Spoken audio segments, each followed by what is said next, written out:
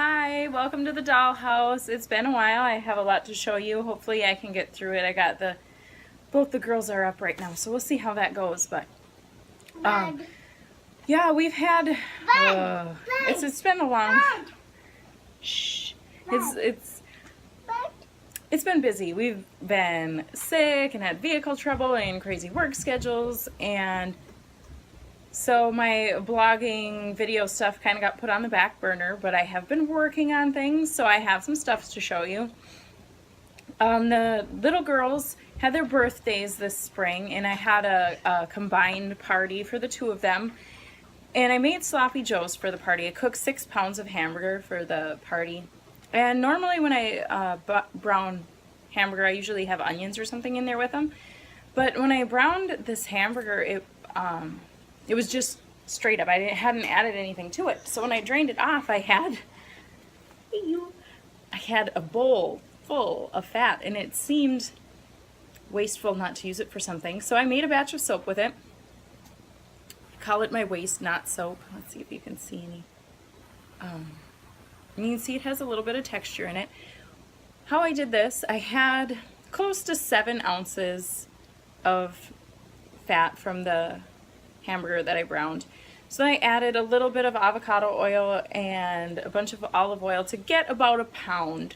And I made the soap with about a pound of that. But what I also added was, I've been saving the little scraps from all my batches of soap when I cut it and whatnot. And I grated that up and put it in this soap as well. I grabbed another chunk that has bigger pieces. So this batch of soap actually contains little pieces of every batch of soap I've made thus far. So that's another reason I call it my waste not soap. So what I did was added those little pieces at trace, as well as I added some grapefruit oil and an oil blend that has a lot of anise in it. It smells really strong of anise, which a lot of people don't like. I do enjoy that smell. So yeah, I'm looking forward to trying this out. What else? I finished a sock, almost. I have to put the heel in right here yet, but, and I started the second sock. And I had been going great guns on these, and I just got burned out. You can see I'm getting close to starting the doll portion of the second sock. And I don't know. Color work is not something I do a lot of. It's not something I can do quickly, and I just kind of got burned out with it. Hopefully I will get back to it, because I really do. I think the pattern turned out really cute, and I really want to wear them, and I can get it on my foot. I was worried about my color work. I tend to do it way too tight and there's no stretch, but I can get that sock on my foot. So I just need to buckle down and get it done, but I've been working on other things. Like I said, I finished my stormy weather vest with yarn to spare. I will show you this. I used less than half of the yarn I spun for this sweater, which is a good problem to have. Usually it's the other way around. Normally I have about 3 inches of yarn left when I finish a project. So this is quite a change. It's a comfortable way to finish a project. But this is so light. It's so fluffy. I weighed this. It's a pretty large piece. It's as big as my wingspan. But it only weighs just a shade over 6 ounces. So it's really fluffy, really airy. The only thing that I wish I had done different, don't wiggle the table, is made the stripes narrower, do smaller bands of color.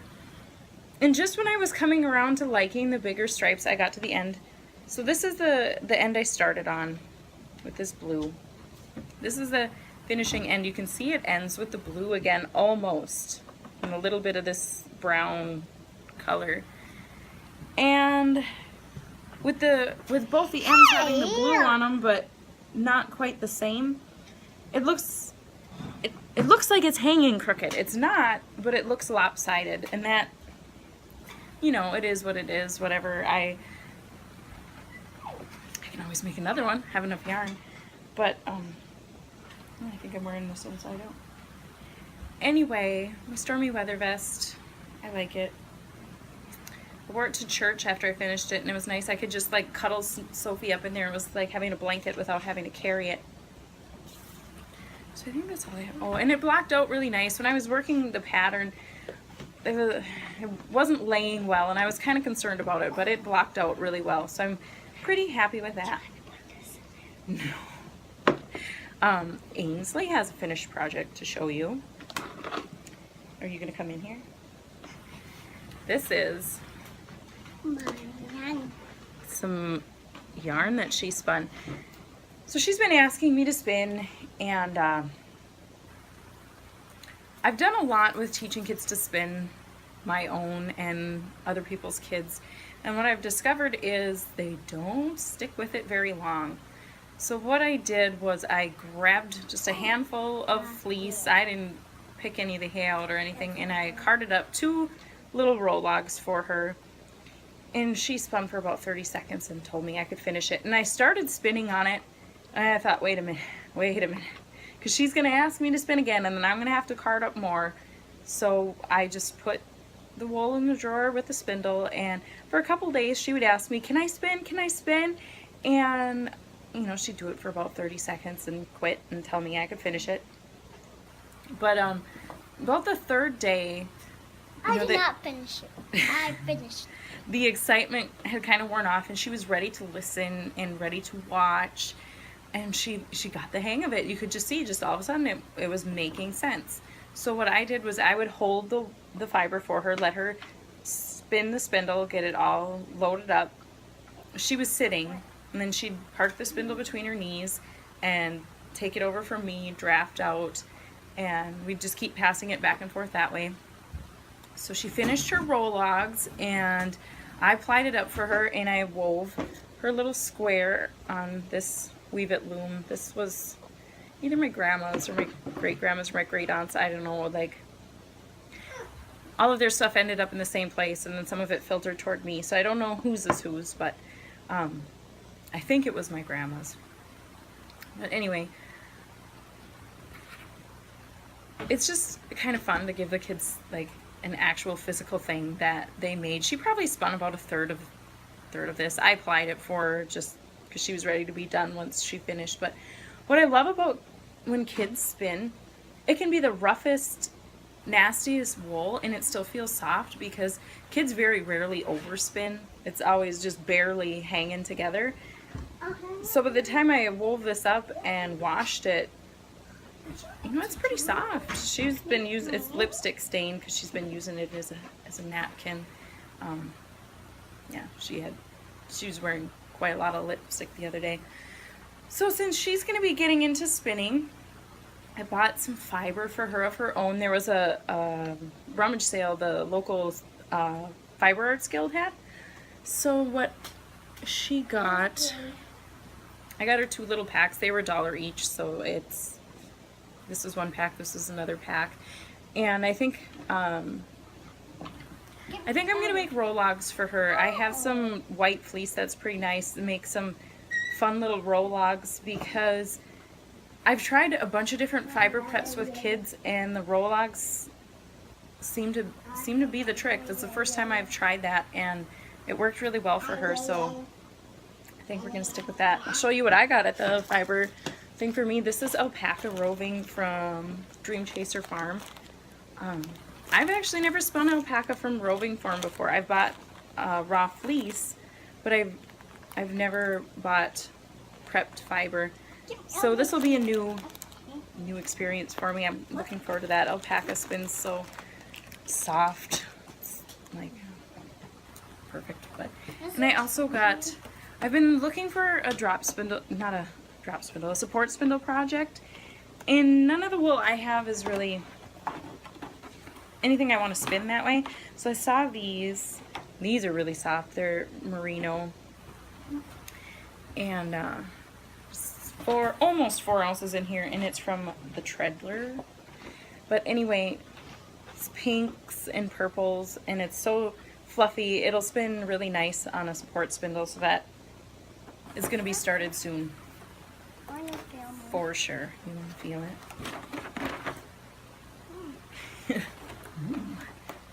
So that is that.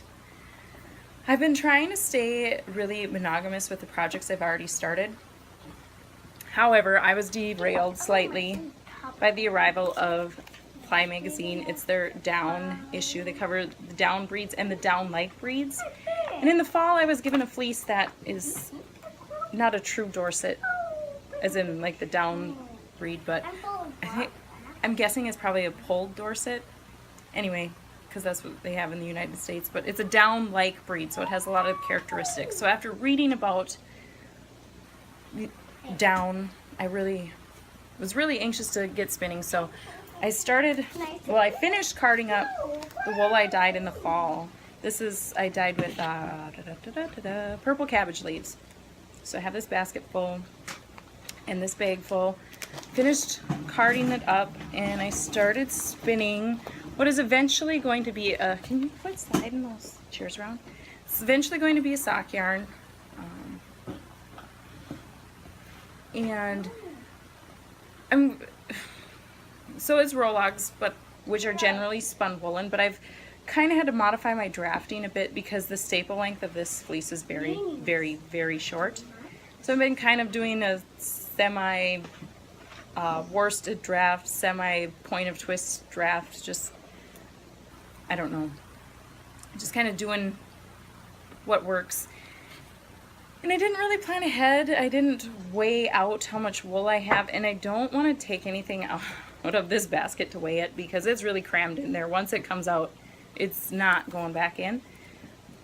So I'll just wing it. It's these spindles are pretty small. They probably only hold an ounce at a time comfortably. So I'm not too worried about it. I'll probably have a few spindle loads and apply a true 3-ply, and however it works out, it works out. Let's see, what else do I have? Now this is the big thing I've been working on that I'm so happy to show you. I finished the singles for my sweater spin. Shepherd's Harvest Festival is Mother's Day weekend. I need to get plying so I know how much yarn I have, and hopefully there's enough yarn.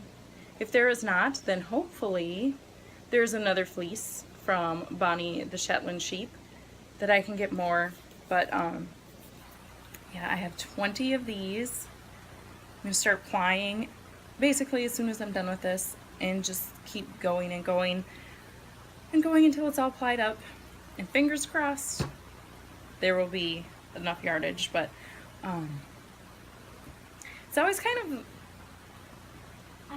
bittersweet when you get to the end of a fleece.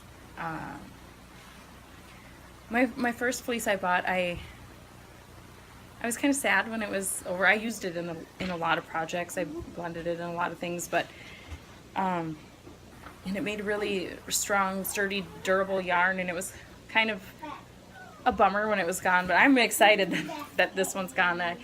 It's been 2 years, and I think I decided on the sweater spin a year ago. So I've been plugging away at this a while. So I'm so excited to have hopefully this whole sweater fit in the basket.